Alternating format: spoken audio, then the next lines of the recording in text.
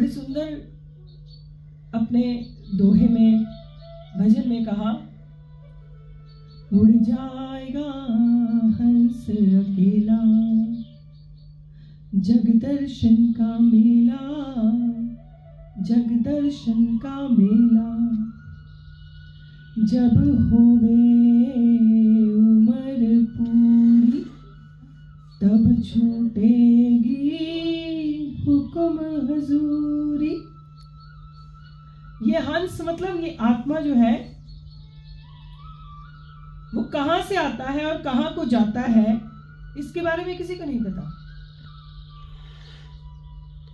लेकिन जग दर्शन का मेला, ये मेला लगा हुआ है ना, जैसे आप मेले में गए ना, मेले में छोटी छोटी स्टॉल्स होती हैं, शॉप्स होती हैं, लोग वहां एक जैसी चीज खरीदने के लिए इकट्ठे हो जाते हैं, मिलते हैं, बात करते हैं, प्रसन्न होते हैं, कभी लड़ भी पड़ते हैं। और फिर जैसे ही मेला खत्म होता है, मेले वाले अपना सामान उठाते हैं और चले जाते हैं, और सब अपने अपने तितर बितर हो जाते हैं। कहने का अभिप्राय, जग दर्शन का मेला, ये मेला है। कहां से कौन आ रहा है किसी को भी नहीं पता। क्या वहां जानती है जिस बच्चे को वो पैदा कर रही है वो कहां से आया है? ना, कहां से आने का मतलब, माता पिता ने बच्चे को बनाया, लेकिन वो आत्मा कहां से कहां से घूम कर आई है आप नहीं जानते। और आपका कर्तव्य केवल इतना है कि जितना आपका कर्म है उसके साथ इतना उसको पूरा कीजिए। आप उसके भगवान नहीं बन सकते, आप उसके सारे डिसीजंस नहीं ले सकते, आप उसको कंट्रोल नहीं कर सकते। हमारे जीवन में क्लेश कब आता है? जब हम अननेसेसरी चीजों को कंट्रोल करने की कोशिश करते हैं। और जब जिस शरीर में हम आत्मस्वरूप में थे और अपने आप को मैं मेरा कहते रहे, तो दहाड़ दहाड़ कर कहते थे, ऐसे नहीं होगा, ऐसे ही होगा, ऐसा करना चाहिए, मुझे ये पसंद है, मेरे हिसाब से सब कुछ हो। लेकिन वही पार्थिव शरीर पड़ा होता है, कोई उसकी परवाह भी नहीं करता, और सब सोचते हैं कब ये जल्दी जल्दी इसका काम खत्म करो। उसी शरीर के कारण ही तो हम अपने आप को कुछ समझ रहे हैं। ये जीवन की सत्यता है। और ये शरीर कितनी देर के लिए हमारे पास है कोई भी नहीं जानता। कोई दुनिया का ज्योतिष आपको एग्जैक्ट पिन पॉइंट नहीं कर सकता। मैंने सारी एस्ट्रोलॉजी सिर्फ इसीलिए पढ़ी कि कभी पता लग जाए कि हम कब जाएंगे, पर you can never predict the exact date and time. इसलिए केवल इस मनुष्य शरीर का एक ही फल है, एक ही फल, सत्संगत और हरि कथा। क्योंकि बाकी सब चीजें तो आप अपने गुण के हिसाब से सीख ही जाओगे। पढ़ो लिखो, अच्छा धन कमाओ, अच्छा जीवन जियो, प्रेम से रहो, सारा कुछ हो जाएगा। ट्रेनिंग तो कुत्ते की भी कर दो तो वो भी बहुत अच्छा ट्रेंड कुत्ता बन जाता है, पता है ना। मेरे कहने का अभिप्राय, पशु को भी ट्रेंड कर दो किसी चीज के लिए तो वो भी बढ़िया ट्रेंड बन जाता है।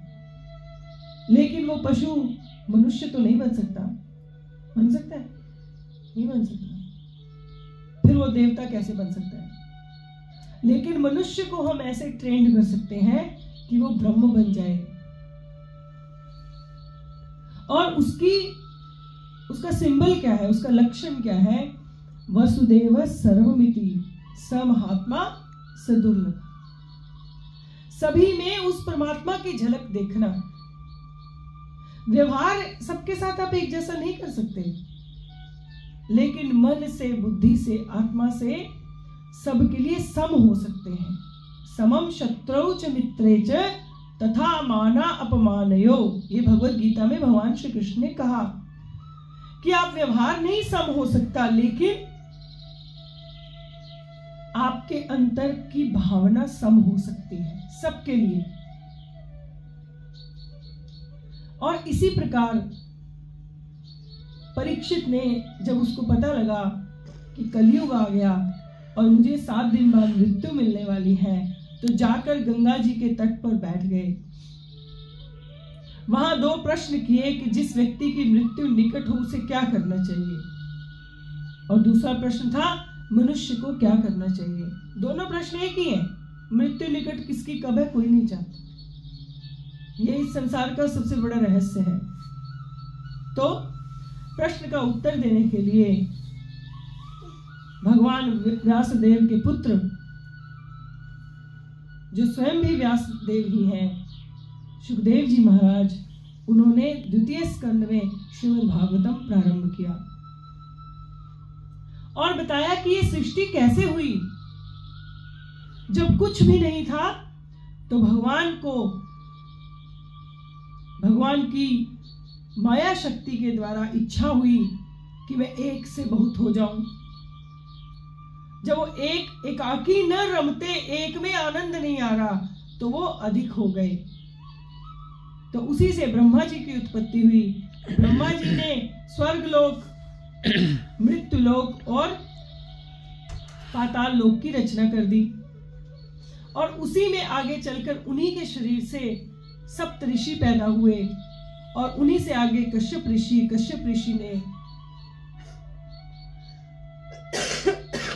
उनकी संतान देवता बन गई, दैत्य बन गई और मनुष्य बन गई।